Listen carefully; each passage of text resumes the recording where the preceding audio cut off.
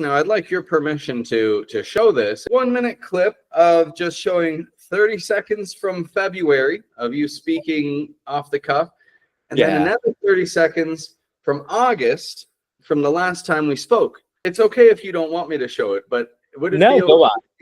Let's see if we can identify some of these changes that Mehul has pointed out he's seen himself. Welcome on to the Accent Training Podcast. Mehul, how are you doing today, sir? Hey, Patrick. Thank you for bringing me on. My native language is Hindi, and I come from the northern part of India. And I've lived there exclusively up until, I think, 19 years old. And then for 2-3 years, 4 years really, I was studying undergrad in the south of India. There was an English medium school and an English medium university that I went to. But English speaking wasn't a common thing among friends or among family. We're here today because you've put a lot of dedication in since February until just last week. I mean, hopefully you're still dedicated, but for that amount of time, we were working one-on-one with some accent coaching together. And I'm curious now to understand, like, is there some kind of connection there between like getting out, socializing, and the accent coaching? Was that something that maybe kind of got you onto this path? Yes. When socializing, if whatever you are saying, if you can see or perceive that somebody who's listening is not engaged, you notice an anomaly in a flow of things, and that puts people off. And when somebody else is explaining it, somebody American, and you can see those same people engaged. And even at work, there's an Indian person who I came to the US when he was 5. He's, I think, 45 now. He's an MD. But whenever people from Boston or elsewhere visit, and he's the one receiving them, and he talks in an American flow or American accent, I hear them joking and laughing more than when my MD goes and greets them, who doesn't have an American accent, who has been here for, I think, 20 years. And so there's a difference. If people will feel more comfortable and will stay engaged, if I have an American accent, well, that means everything to me. Getting into it, did you have any hesitations or anything before actually taking that step in accent training? Actually, no. So there was definitely no hesitation that should I do it or not. Before this, I had even gone there's a vocal studio, and I initially went for a vocal production class there in person in the city. In the same studio thereafter, I did an accent training class. But I have always been listening to your podcasts, and how many times you repeat the same thing, and how detail-oriented it is, how you break it down. I have not seen any teacher in that studio do it. And then when you said it will be that long, I was a little hesitant, as in just like, what will happen for that long? Will I really change? I had never done anything for that long. But as soon as we started, I knew that the more I practice with you, the better I'll get. What would you say moved the needle the most for you? You know, like, what were there 1 or 2 tasks that you feel like you were really consistent with in your training that were easy for you to adapt that made a difference? Yeah, there's so many instances where I've said something and you have corrected me, which is amazing, because right after I would end that story, while I was narrating, you were putting in the chat all the words I could have said better. And so whenever you would correct me, and we would sometimes put it in a voice note on my WhatsApp. And so that little sound bite of 4 or 5 words, I would then repeat just that while I'm going about my day. I remember once I was just going to get coffee. I got up from my desk. Just my mind went, Americano, Americano, Americano. These unhinged repetitions of these random set of words are not so random, really, because these are words we use in every day. I think these I was still continuing throughout my day. And The next thing you brought up was what moved the needle. The small talk that we did in the beginning of a call, and you would press record for that as well. Um, and you would then correct me in the ways I was speaking. That was a chance for me, or a small challenge, to do my best.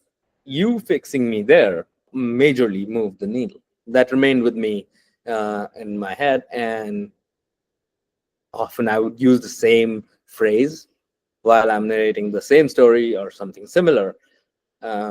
So I'll be able to fix my accent there, like the word Yeah. mandatory. Somehow I find that I use that a lot. There's another word, repercussions, and what happened after.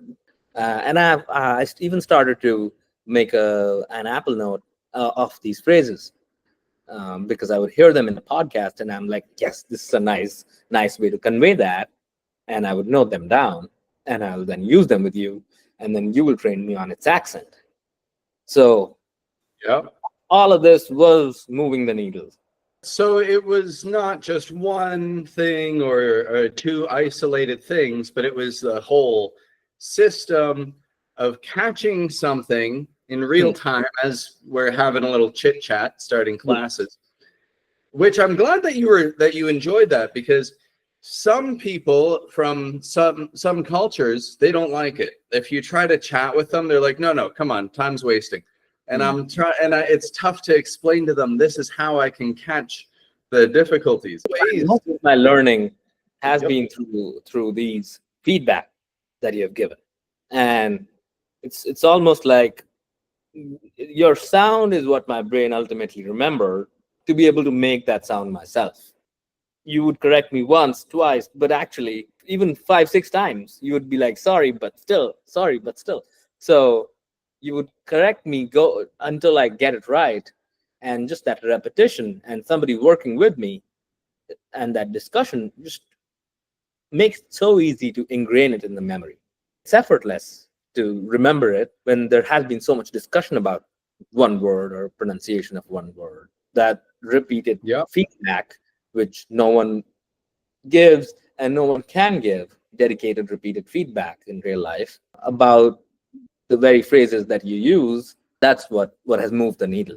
And not just the feedback, but the right way to say it. Feedback, of course, will be there, what I missed, but how to say it, and you saying it, and then me just shadowing you.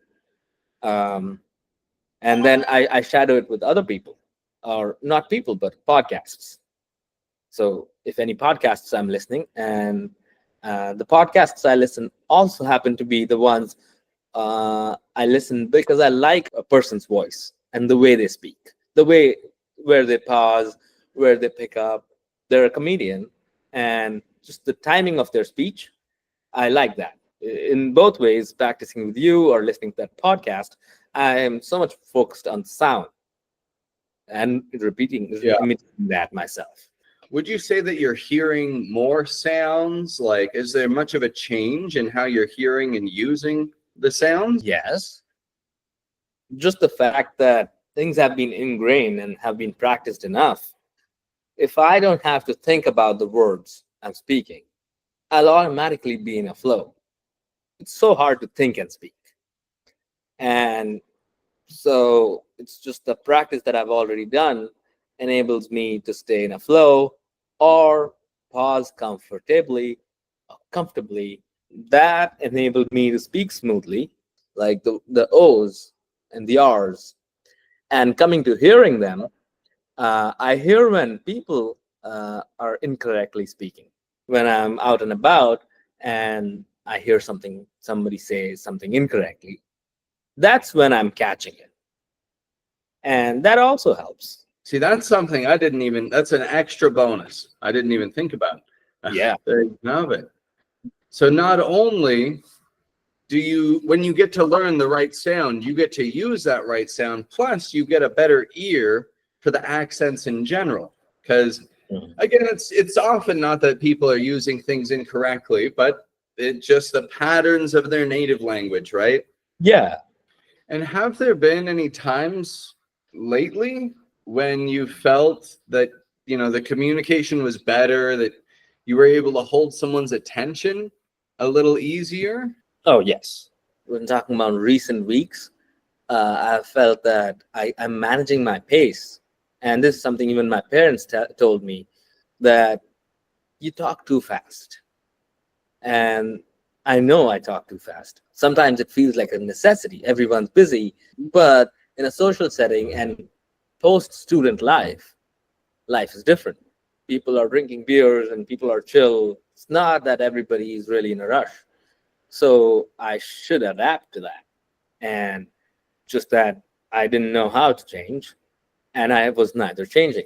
Just repeating the things you were saying in the pace you were saying at helped me slow down.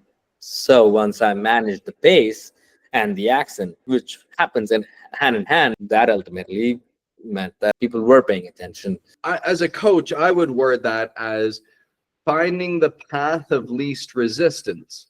Mm.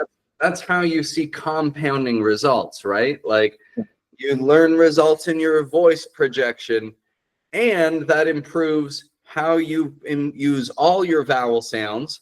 Yes. Plus, that gives you a foundation for the structure of the emphasis, right? Yeah. So yeah, and then you work on your emphasis, and you can start to identify all the ways that you can, add some nuance to that. Yeah. There are so many things. Pardon me? And there are so many things.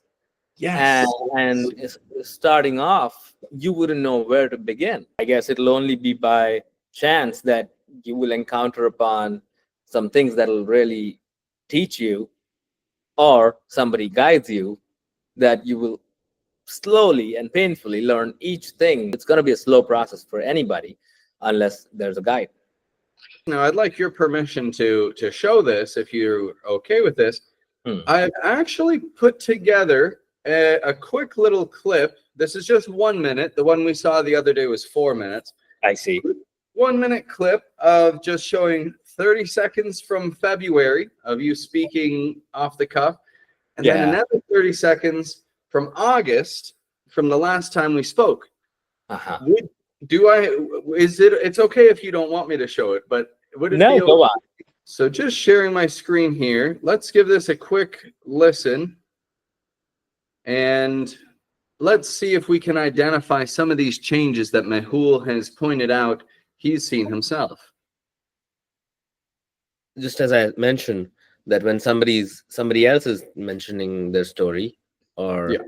I'm more of a listener, and how my English would be when I say have to just keep the flow going, or Yep.